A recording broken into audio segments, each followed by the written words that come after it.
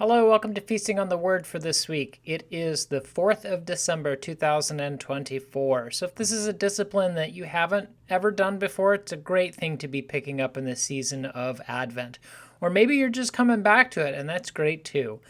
Feasting on the Word is a simple way to immerse ourselves in God's inspired Word, in the biblical narrative. As often, that can be really overwhelming when we look at the size of the book and try to figure out, where do I begin and how much should I take on at any sitting? What Feasting on the Word does is it uses an ancient discipline of the church to take a tiny little part of Scripture, but to spend more time with it. Well, how do we do that and still make it manageable? We simply hear that Scripture a number of times in succession with only silence interspersed to allow our own thoughts and reflections to be what dances in our imaginations through the reading of the Scripture. So we hear the Scripture once and then have a minute of silence. Then we hear it a second time, have another minute of silence. Then we hear it a third time and follow that with a longer period of 3 minutes of silence and conclude the discipline with a fourth and final reading. I use 4 different translations just to hear this same passage a little freshly each time we encounter it. The New Revised Standard, then the Message, then the Contemporary English, and concluding with the New International Version. Now, that longer period of silence is intended as an opportunity for us to turn to God in prayer, in conversation, to take our impressions of the passage and lift them up to God. So this is how the passage inspires us or confuses us or whatever it might be. And so for myself, I know I like to have something to write with and something to write on nearby, so that as the Scripture is read during those period of silence after the first 2 readings, I can write down my impressions and then use these as the material for that conversation, for that prayer with God. So let's jump into our discipline for this week. Our passage this week comes to us from the book of Hebrews, and this is in the 12th chapter, reading verses 4 through 11, beginning with the New Revised Standard Version.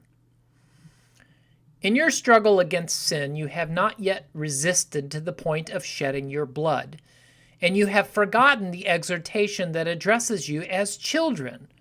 My child, do not regard lightly the discipline of the Lord, or lose heart when you are punished by him, for the Lord disciplines those whom he loves and chastises every child whom he accepts.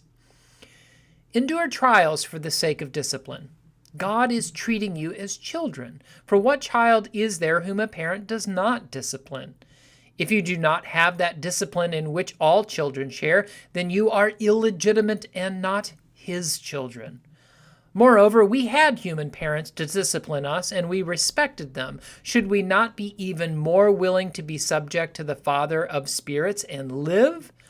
For they disciplined us for a short time as seemed best to them, but he disciplines us for our good, in order that we may share his holiness.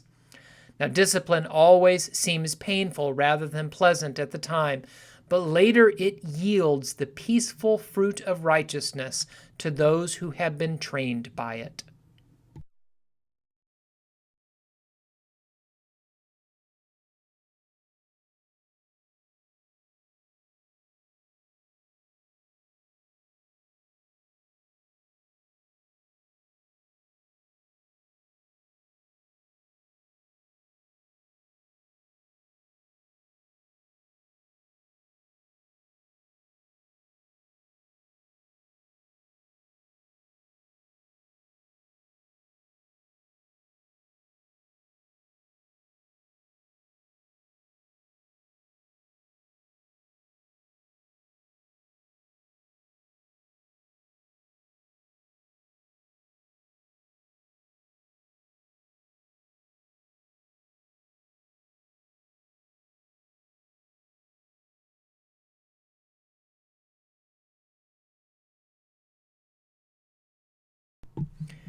Our second reading of Hebrews chapter 12, verses 4 through 11 from the Message.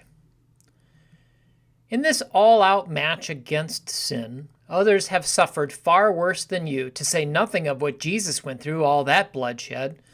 So don't feel sorry for yourselves or have you forgotten how good parents treat children and that God regards you as his children. My dear child, don't shrug off God's discipline, but don't be crushed by it either. It's the child he loves that he disciplines. The child he embraces, he also corrects.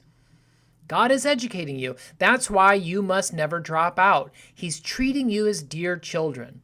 This trouble you're in isn't punishment, it's training, the normal experience of children.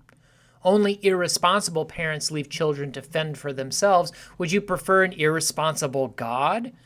We respect our own parents for training and not spoiling us, so why not embrace God's training so we can truly live? While we were children, our parents did what seemed best to them. But God is doing what is best for us, training us to live God's holy best. At the time, discipline isn't much fun. It always feels like it's going against the grain. Later, of course, it pays off big time, for it's the well-trained who find themselves mature in their relationship with God.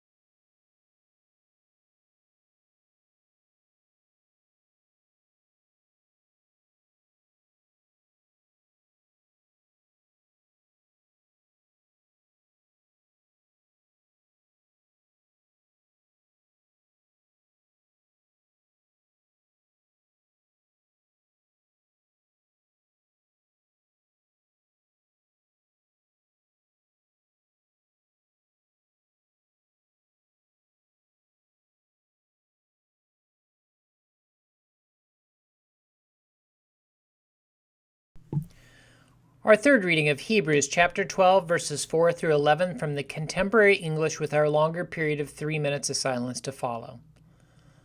None of you have yet been hurt in your battle against sin, but you have forgotten that the Scriptures say to God's children, when the Lord punishes you, don't make light of it, and when he corrects you, don't be discouraged. The Lord corrects the people he loves and disciplines those he calls his own. Be patient when you are being corrected. This is how God treats his children. Don't all parents correct their children? God corrects all his children, and if he doesn't correct you, then you don't really belong to him. Our earthly fathers correct us, and we still respect them. Isn't it even better to be given true life by letting our spiritual Father correct us? Our human fathers correct us for a short time, and they do it as best they think best. But God corrects us for our own good because he wants us to be holy as he is. It's never fun to be corrected. In fact, at the time, it's always painful. But if we learn to obey by being corrected, we will do right and live at peace.